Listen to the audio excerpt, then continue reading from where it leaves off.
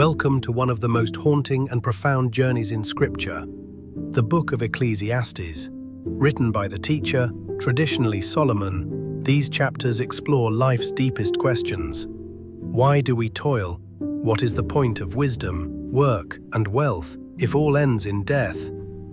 In chapters 1 to 4, we're invited to sit in the dust of reality and listen, not for answers that satisfy the flesh, but for a truth that echoes in eternity. This is not the beginning of despair, but the start of honest faith. Everything is meaningless. Chapter 1. The words of the teacher, son of David, king in Jerusalem. Meaningless, meaningless. Ikers, says the teacher. Utterly meaningless. Everything is meaningless. Chapter 3. What do people gain from all their labors? Restarted at which they toil under the sun. 4. Generations come and generations go, but the earth remains forever. 5. The sun rises and the sun sets, and hurries back to where it rises. The wind blows to the south and turns to the north. Round and round it goes, ever at returning on its course. All our sea streams flow into the sea, yet the sea is never full to the place the streams come from. There they return again. All things are wearisome, more than one can say. The eye never has enough of seeing, nor the ear its fill of hearing. What has been will be again. What has been done will be done again. There is nothing new under the sun. Is there anything of which one can say, "Look, this is something new"? It was here already, long ago, more. No one remembers the former generations, and even those yet to come will not be remembered by those who follow them. 12. I, the teacher, was king over Israel in Jerusalem. I applied my mind to study and to explore by wisdom all that is done under the heavens. What a heavy burden God has laid on mankind. I have seen all the things that are done under the sun. All of them are meaningless, a chasing after the wind. What is crooked cannot be straightened. What is lacking cannot be counted. I said to myself, "Look, I have increased in wisdom more than anyone who has ruled over Jerusalem before me. I have experienced much of wisdom and knowledge." Then I applied myself to the understanding of wisdom, and also of madness and folly. But I learned that this too is a chasing after the wind. For with much wisdom come much sorrow. The more knowledge, the more grief. Pleasures are meaningless. Chapter 2. I said to myself, "Come now, I will test you with pleasure to find out what is good." But that also proved to be meaningless. 2. Laughter, I said, is madness. And what does pleasure accomplish? 3. I tried cheering myself with wine and embracing folly, my mind still guiding me with wisdom. I wanted to see what was good for people to do under the heavens during the few days of their lives. 4. I undertook great projects. I built houses for myself and planted vineyards. 5. I made gardens and parks and planted all kinds of fruit trees in them. 6. I made reservoirs to water groves of flourishing trees. 7. I bought male and female slaves and had other slaves who were born in my house. I also owned more herds and flocks than anyone in Jerusalem before me. 8. I amassed silver and gold for myself and the treasure of kings and provinces. I acquired male and female singers and a harem as well, the delights of a man's heart. 9. I became greater by far than anyone in Jerusalem before me. In all this, my wisdom stayed with me.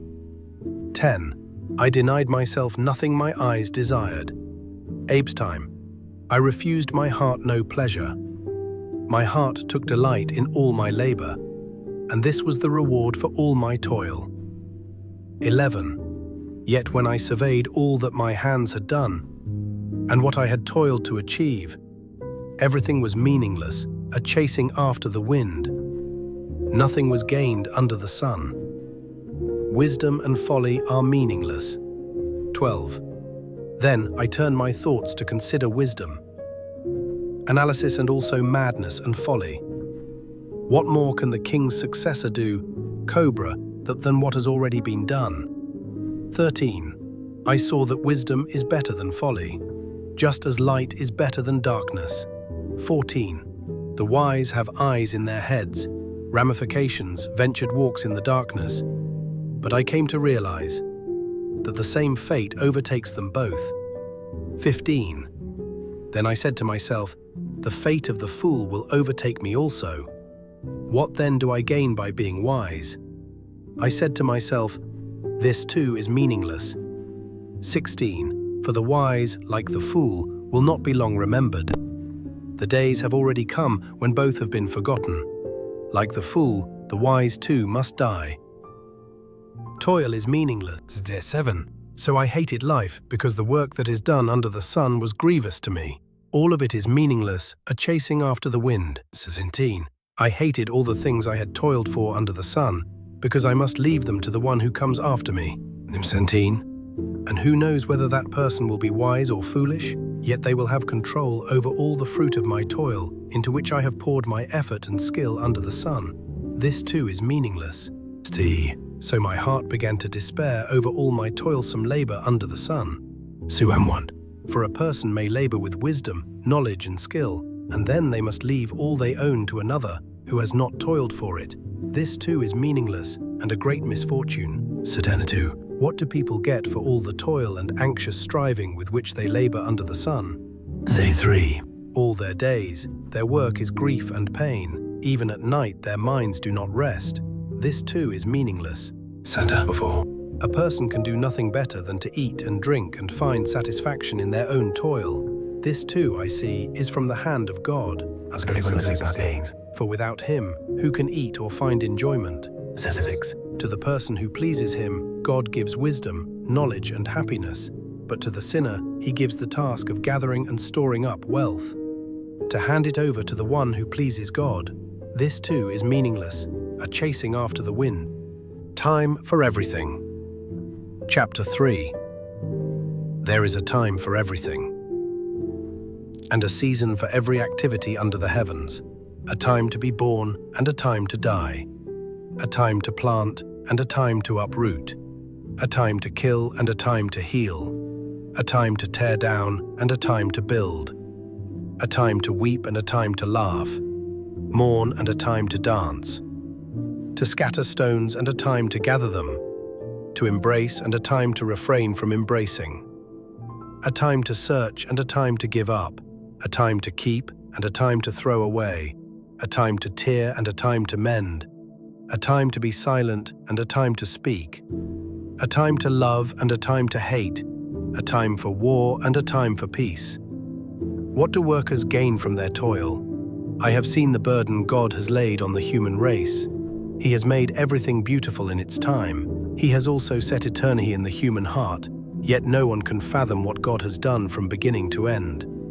I know that there is nothing better for people than to be happy and to do good while they live, that each of them may eat and drink and find satisfaction in all their toil. This is the gift of God. I know that everything God does will endure forever. Nothing can be added to it and nothing taken from it. God does it so that people will fear him. Whatever is has already been, and what will be has been before, and God will call the past to account. And I saw something else under the sun. In the place of judgment, wickedness was there. I said to myself, God will bring into judgment both the righteous and the wicked, for there will be a time for every activity, a time to judge every deed. I also said to myself, as for humans, God tests them so that they may see that they are like the animals. Surely the fate of human beings is like that of the animals. The same fate awaits them both. As one dies, so dies the other. All have the same breath. Humans have no advantage over animals. Everything is meaningless. All go to the same place. All come from dust, and to dust all return. Who knows if the human spirit rises upward, and if the spirit of the animal goes down into the earth? So I saw that there is nothing better for a person than to enjoy their work, because that is their lot. For who can bring them to see what will happen after them? Oppression, toil, friendlessness. Chapter 4. Again I looked and saw all the oppression that was taking place under the sun. I saw the tears of the oppressed, and they have no comforter. Power was on the side of their oppressors, and they have no comforter. And I declared that the dead, who had already died, are happier than the living, who are still alive.